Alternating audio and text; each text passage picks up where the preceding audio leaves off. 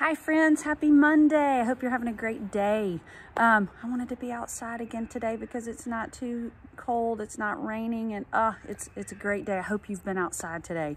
I did have my dog out here for a minute. The other one, his name is Arnold, but he was barking at everything, so I had to put him away. So we don't get to meet him today. You might hear some birds chirping or cars going by, but that's okay. So we'll just read right through it. I've got a couple of choices to read today. Okay, the first one is Ways of the World, a brief global history with sources. That looks fun, right? It's from Western Kentucky, but I know some of y'all are so smart. Wait, that doesn't look like a very fun book to read. Actually, two of my kiddos are doing their college classes online, and one of them's doing this. Ugh, I don't want to do that one today. How about we do this one instead? It's called The Day the Crayons Quit by Drew DeWalt. All right, here's the front cover, here's the back cover, and here's the spine. I wonder if you can find your spine. Reach back behind you back there and feel those bones going up and down. That's your spine. Okay, well, let's see what's happening in this book. Let me see if I can make sure you can see these pictures. One day in class, Duncan went to take out his crayons and found a stack of letters with his name on them. Here's the stack of letters, and it says, "To Duncan."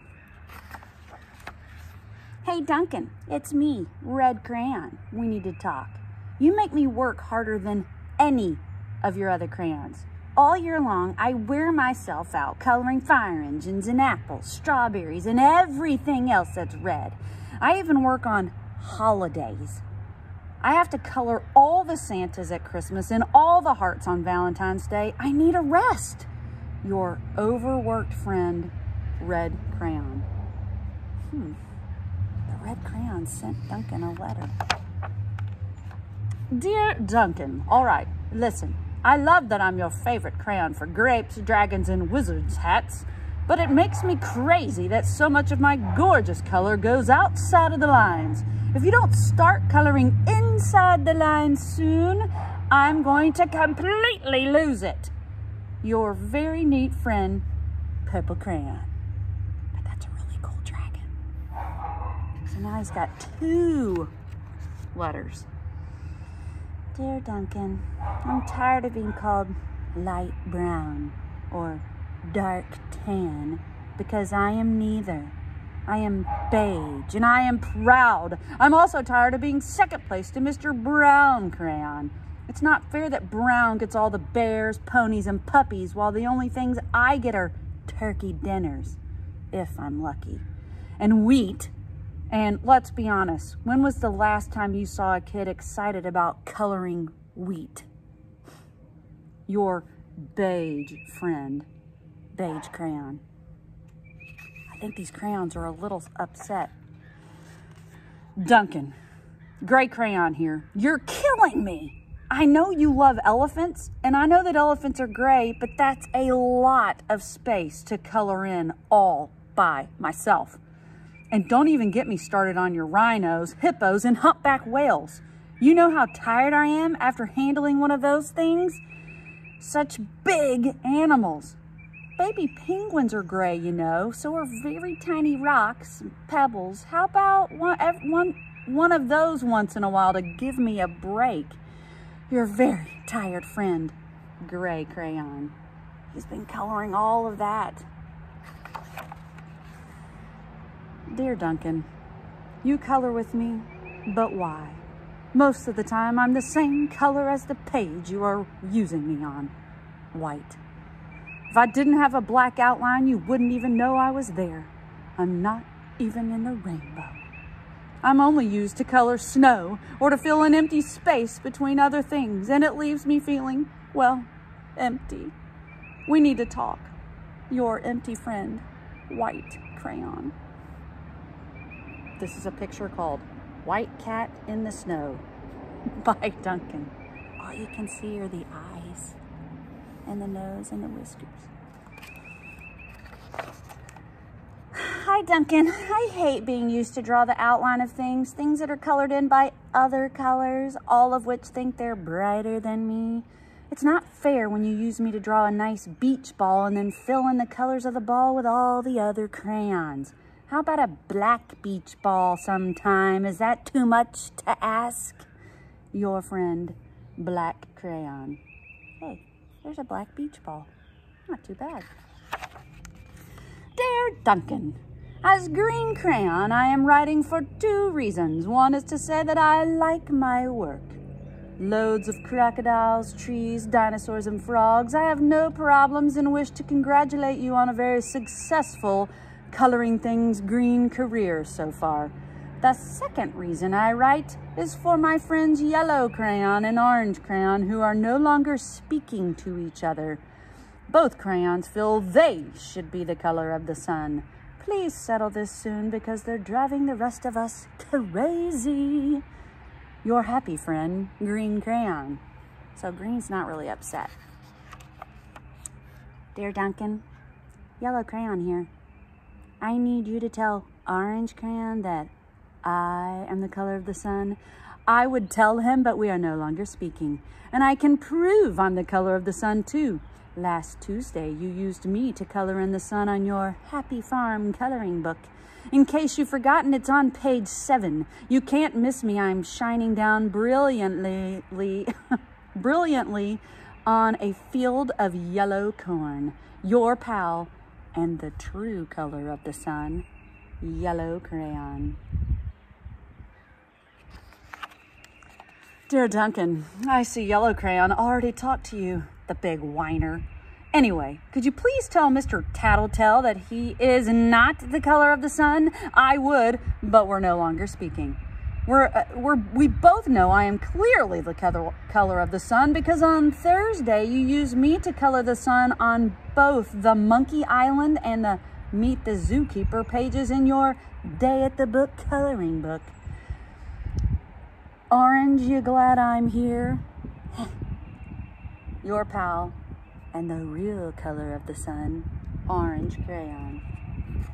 Orange and yellow are having a fight over who should be the color of the sun. Dear Duncan, it has been great being your favorite color this past year and the year before and the year before that. I have really enjoyed all those oceans, lakes, rivers, raindrops, rain clouds, and clear skies. But the bad news is that I am so short and stubby, I can't even see over the railing in the crayon box anymore. I need a break. Your very stubby friend, Blue Crayon. There he is right there. He's so tiny. Dear Duncan, okay, listen here, kid. You've not used me once in the past year. It's because you think I'm a girl's color, isn't it? Speaking of which, please tell your little sister I said thank you for using me to color in her Little Princess coloring book. I think she did a fabulous job of staying in the lines. Now, back to us. Could you please use me sometime to color the occasional pink dinosaur or monster or cowboy? Goodness knows they could use a splash of color. Your unused friend, Pink Crayon. Hey Duncan, it's me, Peach Crayon. Why did you peel off my paper wrapping? Now I'm naked and embarrassed to leave the crayon box. I don't even have any underwear. How would you like to go to school naked? I need some clothes. Help! Your naked friend, Peach Crayon. He can't come out of the box because he doesn't have clothes on. Well, poor Duncan just wanted to color, and of course he wanted his crayons to be happy, and that gave him an idea. Here's all the letters stacked up and piled up after he went through all of them and read each one. But Duncan just wants to color. When Duncan showed his teacher his new picture, she gave him an A for coloring. Now look at that. He made an orange whale and a pink airplane and a blue crocodile and a black rainbow.